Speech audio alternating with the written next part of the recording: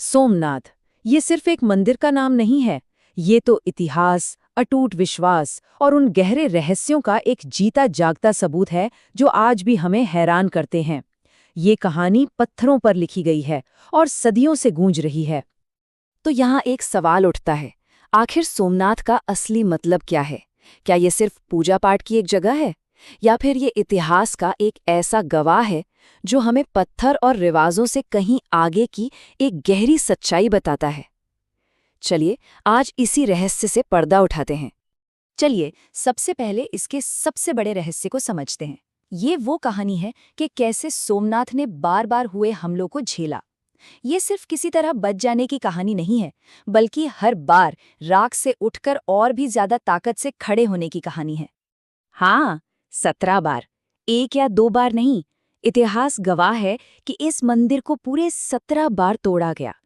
जरा सोचिए, ये नंबर ही अपने आप में कितना कुछ कह जाता है। इसकी तकलीफ और इसकी हिम्मत, दोनों की कहानी सोचकर देखिए। हमलावरों की लहरें आती रहीं, इसे बार बार गिराया गया, इसका खजाना लूटा गया और इसे पूरी तरह से मिटा देने की हर कोशिश की गई। हर हमला अपने पीछे सिर्फ तबाही का मंजर छोड़ जाता था। पर यही तो असली जादू है। हर तबाही के बाद ये मंदिर किसी फीनिक्स पंछी की तरह अपनी ही राख से दोबारा खड़ा हुआ, और हर बार ये पहले से भी ज्यादा शानदार बना। ये सिर्फ मरम्मत नहीं थी, ये लोगों के अटूट विश्वास का सबूत था कि आस्था कभी नहीं मरती। तो ये तो हुई इतिहास की बात। चलिए अब उन कहानियों और मान्यताओं की दुनिया में चलते हैं जो इस मंदिर को इसका असली आध्यात्मिक महत्व देती हैं। कहते हैं ना, मंदिर की असली आत्मा तो यही बसती है। सोमनाथ की पहचान कई अनोखी कहानियों से जुड़ी है, जैसे कि चंद्रदेव को श्राप से मिली मुक्ति की कहानी, हवा में तैरते हुए रहस्यमयी शिवलिंग का किस्सा, इसका सबसे पहला ज्योतिर्लिंग होना और इसका वो अनोखा भौगोलिक कनेक्शन जो सीधा साउथ पोल तक जाता है। सबसे पहले तो इसका नाम ही अपने आप में एक कहानी है। सोमनाथ यानी सोम मतलब चंद्रदेव और नाथ मतलब उनके रक्षक। कहानी ये है कि चंद्रदेव को श्राप मिला था और उन्होंने इसी जगह पर भगवान शिव की तपस्या की थी। शिवजी ने प्रसन्न होकर उन्हें श्राप से मुक्ति दिलाई और यहीं उनके रक्षक यानी सोमनाथ के रूप में बस गए। अच्छा, अब एक ऐसी कहानी जो सुनने में किसी जादू जैसी लगती है। कहा जाता है कि पुराने मंदिर का मुख्य शिवलिंग हवा में तैरता था, बिना किसी सहारे के। माना जाता है कि मंदिर की दीवारों में लगी चुंबकीय शक्ति से ऐसा होता था। ये कहानी आज भी लोगों को हैरान कर देती है, हालांकि इसका कोई पक्का ऐतिहासिक या वैज्ञानिक सबूत नहीं मिला है।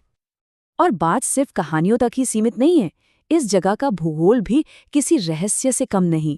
मंदिर के पास एक बाण स्तंभ है जिस पर लिखा है कि इस पॉइंट से लेकर दक्षिण ध्रुव यानी अंटार्कटिका तक बीच में जमीन का एक भी टुकड़ा नहीं आता।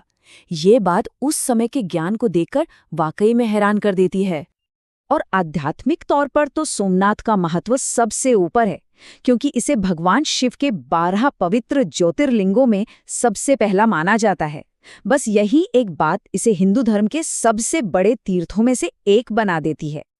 तो चलिए अब इतिहास में थोड़ा आगे बढ़ते हैं 20वीं सदी में और देखते हैं कि कैसे इस मंदिर का दोबारा बनना सिर्फ एक निर्माण नहीं, बल्कि आधुनिक भारत के इतिहास का एक बहुत बड़ा पल और पूरे देश के संकल्प का प्रतीक बन गया।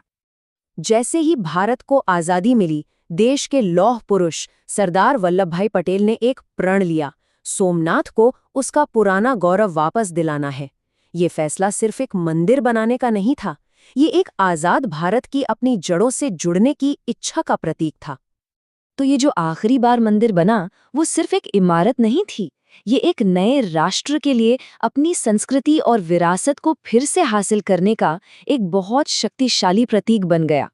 एक तरह से ये सदियों की गुलामी के बाद एक सांस्कृतिक नवजागरण की शुरुआत थी। और आखिर में ये कहानी हमें एक बहुत गहरे सवाल पर लाकर छोड़ देती है कि कैसे कोई इमारत सिर्फ पत्थर और सीमेंट से कहीं ज्यादा एक पूरे देश की यादों, विश्वास और पहचान का प्रतीक बन सकती है। सोमनाथ की कहानी हमें यही सिखाती है और शायद यही अटूट रिश्ता इसे हमेशा के लिए अमर बनाता है।